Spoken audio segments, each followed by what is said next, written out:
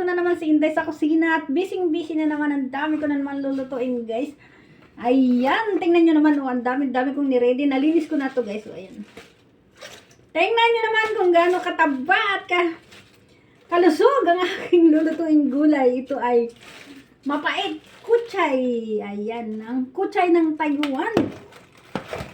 Yan, hindi lang yan. Ito, guys, niready ko na din to, oh. Ito yung masarap na gulay. Ito, kung tawagin dito sa Taiwan ay tuto. Tuto ang tawag niya dyan. Tapos lalawakan natin ng honglupo saka simbanggo. Ayan, ang simbanggo ay ano yan? Kabuti. Ang honglupo ay carrot. Paulit-ulit ko kayo tinuturuan kung paano pagsasalita ng mga Taiwanese na salita. At ako nga pala, guys, ay gagawa nito, guys. Ito, imamaritinate ko to, guys. Ito chicken, boneless na chicken.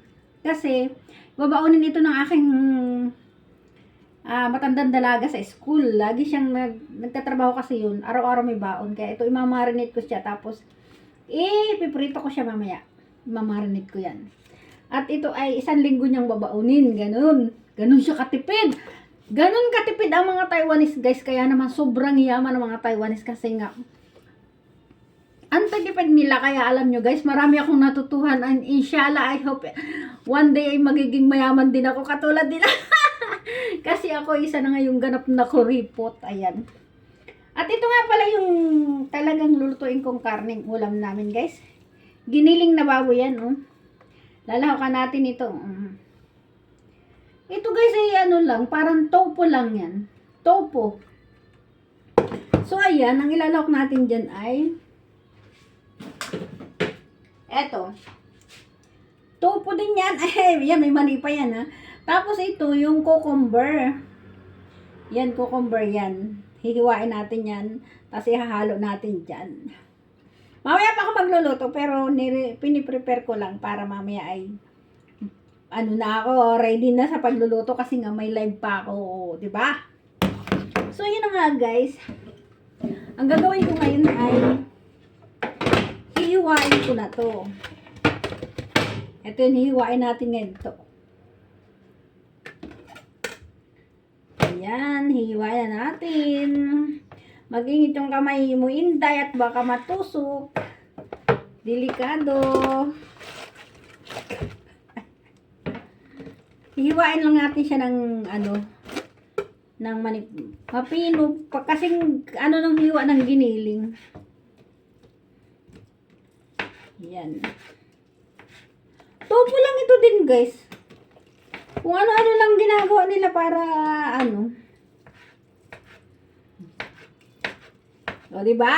So, nahihirapan gumawa ng mga content dyan. Pwede natin gawin yung content yung ginagawa natin araw-araw para, syempre, matulungan natin pa rin yung mga ibang tao para turuan natin magluto, eh. Lalo na yung mga baguhan na gustong mag-abroad dito sa Taiwan. Panuorin nyo lang lagi, guys, yung ginagawa ko. Hindi kayo mahihirapan dito sa Taiwan. Ako nga pala isang caretaker, caregiver ng Taiwan all around. At ayun na nga, guys, ang pinakamaganda. Dalawa kami dito ng kasama ko. May sea worker akong Pilipina. Ayun, nandun siya sa alaga ko ngayon. Binabantayan niya yung alaga ko. Pinalakas ko sila kasi medyo mainit. Maganda kasi yung naiinitan yung katawan. Pag taglamig, kailangan natin ng vitamins para hindi tayo mamutla. Sobrang, hanggang ngayon ay malamig pa dito sa Taiwan. Pero nabawasan na, guys. Napapansin nyo, guys, ngayon. Kukunti na yung paunti ng paunti yung sinusuot ko. Pabawas ng pabawas. Tingnan mo naman, wala na akong blazer ngayon. Dati may blazer pa ako, may jacket na, naka-blazer pa. Diba? Ang bilis ko mag-iwa, no? Ganyan lang talagang Taiwan OFW.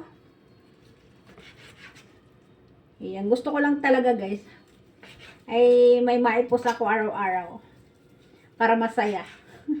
At syempre, para kumita na rin tayo sa ating pagiging content creator.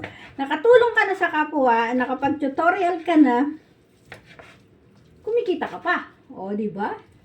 Ganyan talaga yung mga buhay nating mga content creator. Hindi nga lang tayo sikat. Pero, kahit pa paano, sumusweldo naman sa pagiging content creator kahit kunti-kunti lang. At least malaking tulong yun sa akin at sa aking pamilya. Ayan, hindi naman yung salamin ko nalalaglag.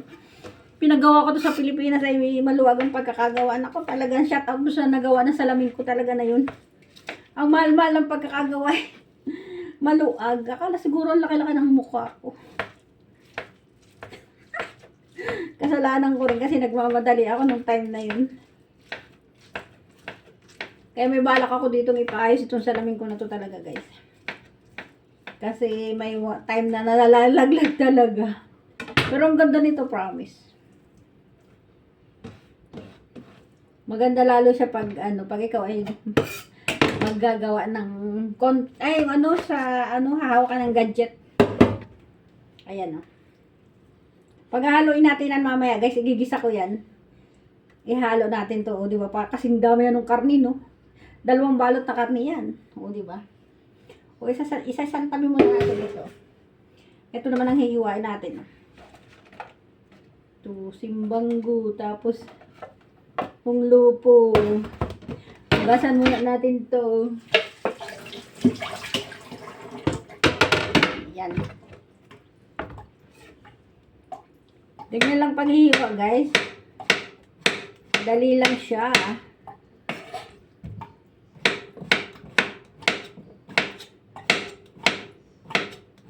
Tapos saka natin hihiwa-hiwain ng konti kasi dapat kasi laki siya nung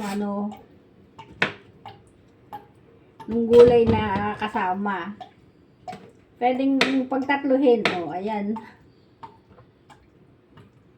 O, diba? Ang bilis lang. Ang bilis ko makagawa ng pagko-content.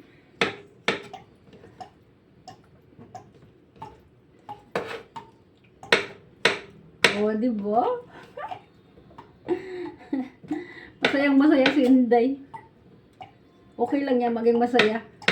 Kahit kapo sa pera, at least walang problema at saka walang nararamdamang karamdaman. Kaya kailangan piliin nating maging masaya.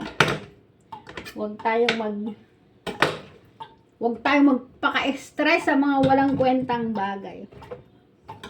Ganon din yung paghihiwa nito, guys. Ganyan. Alam mo yung amo kong dalaga, matandang dalaga, maarte yun sa paghihiwa. Kailangan bawat hiwa mo, kailangan may forma-forma ng konti. Ayaw yung basta-basta na lang hinihiwa. Para maganda daw tingnan. Sa bagay, okay nga lang naman. Maganda-gandang tingnan. Takot ako sa maghiwa talaga, guys.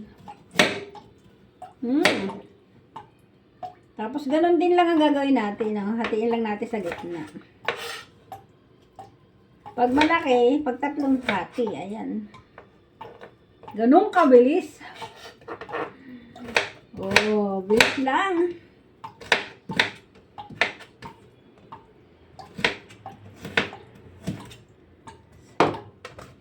Bilis Oh, ayan. Ang bilis ng mga pangyayari.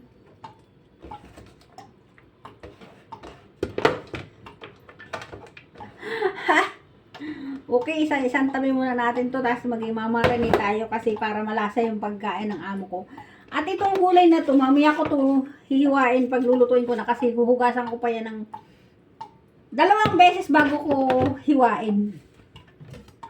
Mahirap na, baka may mga dumikit na mga uod eh, di para lalabas yung kitang-kita ko, di ba?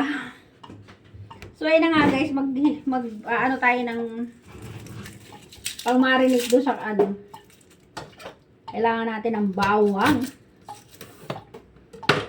para ma-marinate natin itong sayang tumalsik.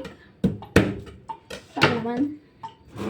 Wala lang tayong bago. Mamaya ko kukunin yun kasi sa ilalim tong halsek.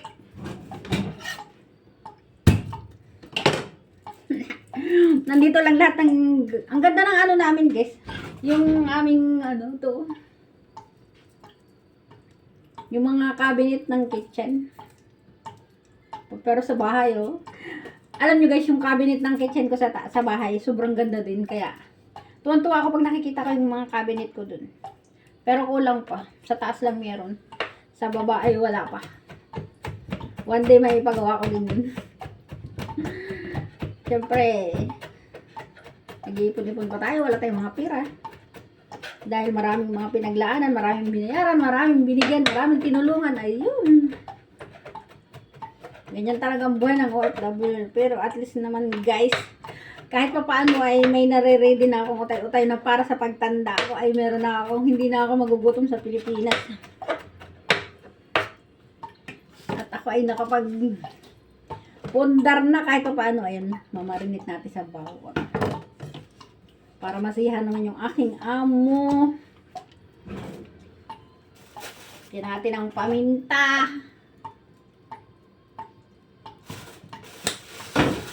Ano pa ba? Lagyan natin ng konting asin. Kasi pag purong tuyo ay mangingiti masyado.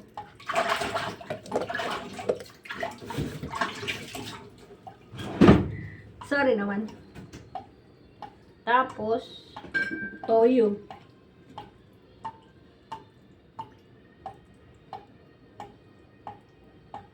O, ayan. Ganun lang. Diba? Tapos na. Para malasang malasa siya. Tsaka para tumagal yung buhay niya. Lagyan ko pa siya ng konting konting suka. Hindi niya yun alam.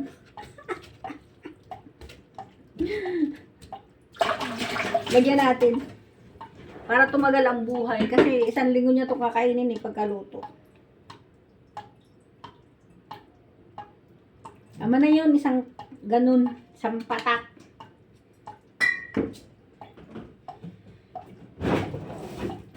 Saka mga ayan, kunting asukal po. So ayan na nga guys, tapos na akong mag-marinate.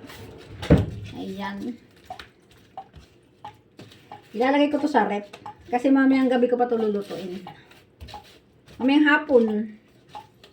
Ito lahat ng ginagawa ko guys, mamayang hapon ko pa lulutuin. So tapos na ako guys, at magre-ready din naman ako ng ni Evelyn.